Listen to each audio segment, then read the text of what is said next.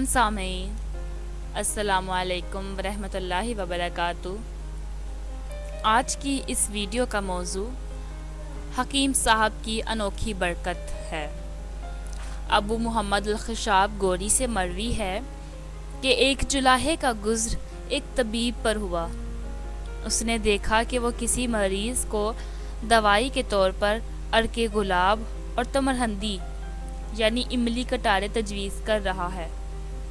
اس نے کہا، کون ہے جو اس کام کو عمدگی سے نہیں کر سکے گا؟ یہ جلاحہ اپنی بیوی کے پاس آیا اور اس نے کہا کہ میرے لیے ایک بڑا امامہ بناؤ۔ اس نے کہا، تو اس امامے کا کیا کرے گا؟ اس نے کہا، میں تو اب حکیم بنوں گا۔ اس کی بیوی نے کہا، تو ایسا مت کر، لوگ تمہیں ماریں گے۔ جب لوگوں کو تو جان سے مارے گا، لوگ تمہیں ماریں گے۔ اس نے کہا، یہ میرا اٹل فیصلہ ہے۔ آخرکار بڑا پگڑا باندھ کر مطلب شروع کر دیا گیا۔ پہلے دن جا کر بیٹھا اور لوگوں کے لیے دوائیں تجویز کرنا شروع کر دیں اور کافی روپے کمائے، اور کئی دن تک ایسے کرتا رہا۔ پھر آ کر بیوی سے کہا کہ میں روزانہ ایک جیسی گولی بنا لیتا ہوں اور ہر بیماری کو وہی دے دیتا ہوں، دیکھو میں کتنا کما چکا ہوں۔ اس کی بیوی نے کہا کہ یہ کام چھوڑ دے۔ اس جلاحے نے کہا، ایسا نہیں ہو سکتا۔ ایک دن ایسا ہوا کہ ایک باندی کا گزر حکیم صاحب کے مطب کی طرف سے ہوا۔ اس نے دیکھ کر اپنی مالکہ سے کہا کہ جو کہ سخت بیمار تھی، میرا جی چاہتا ہے کہ نیا طبیب تمہارا علاج کرے۔ اس ملکہ نے کہا کہ اس کو بلائیں۔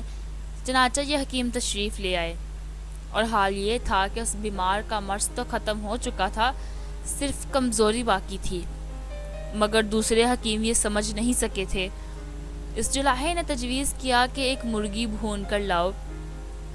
وہ لائی گئی اور مریض نے خوب کھائی، اور 3-4 دن تک ایسا ہی کیا تو ضعف جاتا رہا اور وہ اٹھ بیٹھی۔ پھر تو اس کی خوب واہ واہ ہوئی۔ آہستہ آہستہ یہ خبر بادشاہ تک پہنچ گئی۔ بادشاہ نے اس کو بلا کر جس مرض میں مبتلا تھا اس کا اظہار کیا۔ اتفاقیہ طور پر اس نے ایک ایسی دوائیں کہہ دی جس سے اس کو فائدہ پہنچا، اور بادشاہ ٹھیک ہو گیا۔ اس کے بعد بادشاہ کے پاس ایسے لوگوں کی ایک جماعت آئی جو اس جلاحے کو جانتی تھی۔ انہوں نے کہا کہ یہ شخص ایک جلاحہ ہے، یہ کچھ نہیں جانتا۔ سلطان نے کہا کہ اس شخص کے ہاتھ سے مجھے صحت ہوئی، اور فلاں عورت کو اسی کے علاج سے صحت ہوئی۔ یہ میرا تجربہ ہے، اس کے خلاف میں تمہاری بات تسلیم نہیں کروں گا۔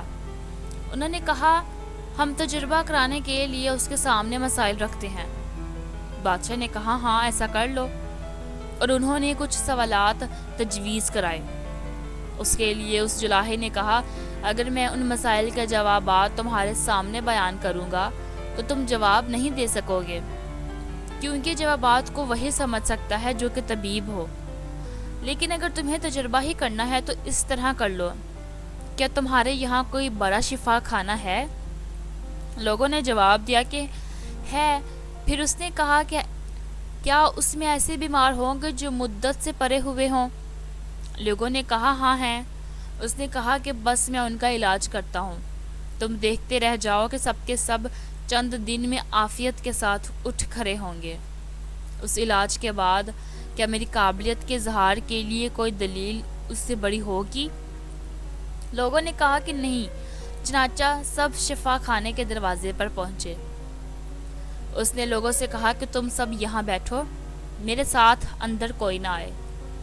اس کے ساتھ صرف ایک شفا خانے کا افسر تھا اور اندر داخل ہو گئے۔ اس جلاحے نے اس افسر سے کہا کہ جو کچھ میں عمل کروں تو نے کسی کے سامنے کچھ نہیں کہنا۔ اگر تو نے کسی کے سامنے اس کا اظہار کیا تو میں تجھے پھانسی دلاؤں گا، اگر تو خاموش رہا میں تجھے مالا مال کر دوں گا۔ اس افسر نے کہا کہ میں خاموش رہوں گا، اور افسر سے حلف بالطلاق دلایا۔ پھر اس سے پوچھا کہ تیرے پاس شفا خانے میں تیل موجود ہے؟ اس نے کہا، ہاں۔ کہا کہ لے کر آؤ۔ وہ بہت سا تیل لے کر آیا۔ اس جلاحے نے تمام تیل ایک بڑی دیگ میں ڈالا اور اس کے نیچے آگ جلائی۔ جب تیل خوب جوش مارنے لگا تو مریضوں کی جماعت کو آواز دی۔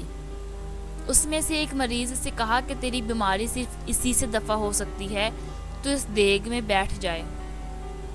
مریض اللہ کو یاد کرنے لگا، اے اللہ تو ہی مددگار ہے۔ حکیم جی نے کہا کہ تجھے یہ تو کرنا ہی پڑے گا۔ اس مریض نے کہا مجھے تو شفا ہو چکی تھی، بس معمولی سا سر میں درد تھا۔ حکیم جی نے کہا پھر تو یہاں کیا کر رہا ہے؟ جب اچھا ہو گیا ہے تو تجھے جانا چاہیے تھا۔ اس مریض نے کہا بس یوں ہی، کوئی خاص وجہ نہیں تھی۔ حکیم نے کہا تو چلا جا اور لوگوں سے کہتے جانا کہ میں تندرست ہو گیا ہوں۔ وہ یہاں سے نکل کر بھاگا اور لوگوں سے کہتا گیا کہ میں شفا یاب ہو گیا ہوں۔ ان صاحب کی آمد سے پھر دوسرے مریض کا نمبر آیا اور اس سے بھی ایسا ہی کیا گیا کہ تیری بیماری صرف اسی طرح دور ہو سکتی ہے کہ تو اس دیگ میں بیٹھ جائے۔ اس نے کہا اللہ اللہ، جی میں تو تندرست ہو گیا ہوں۔ حکیم صاحب نے کہا اس میں بیٹھنا ضروری ہے۔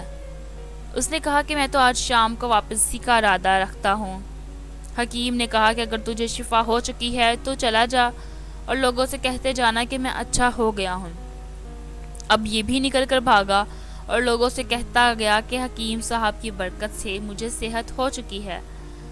یہ حال سب کا ہوا، یہاں تک کہ سب حکیم کا شکر ادا کرتے ہوئے رخصت ہو گئے اور بھاگتے چلے گئے، اور حکیم کی شہرت ہو گئی اور مخالفین شرمندہ ہو گئے۔ بحوالہ الطائف علمیہ۔ اس مشکل گھڑی میں جلاہے نے اپنی عقل کا استعمال کیا۔ اگر وہ ایسا نہ کرتا تو بہت سے حتیٰ کہ بادشاہ کے سامنے بھی اس وقت جلاہے نے اپنی عقل سے کام لیا۔ اگر وہ ایسا نہ کرتا تو بہت سے لوگوں کے سامنے حتیٰ کہ بادشاہ کے سامنے بھی اسے شرمندہ ہونا پڑتا۔ اسی طرح ہماری زندگی میں بھی بہت سے ایسے حالات آتے ہیں کہ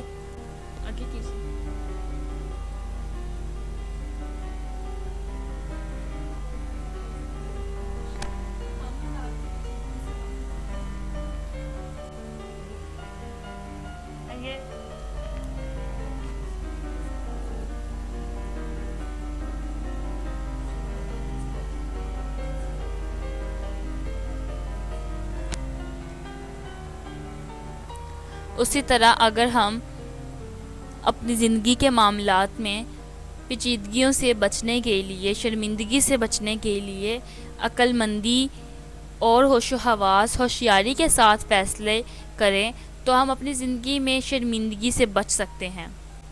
ویڈیو آپ کو کیسی لگی کمنٹ کر کے لازمی بتایا کریں، اور چینل کو سبسکرائب کر دیں تاکہ آپ کو اچھی ویڈیوز کا نوٹیفیکیشن ملتا رہے۔ اپنی دعاؤں میں یاد رکھیں۔ اللہ حافظ۔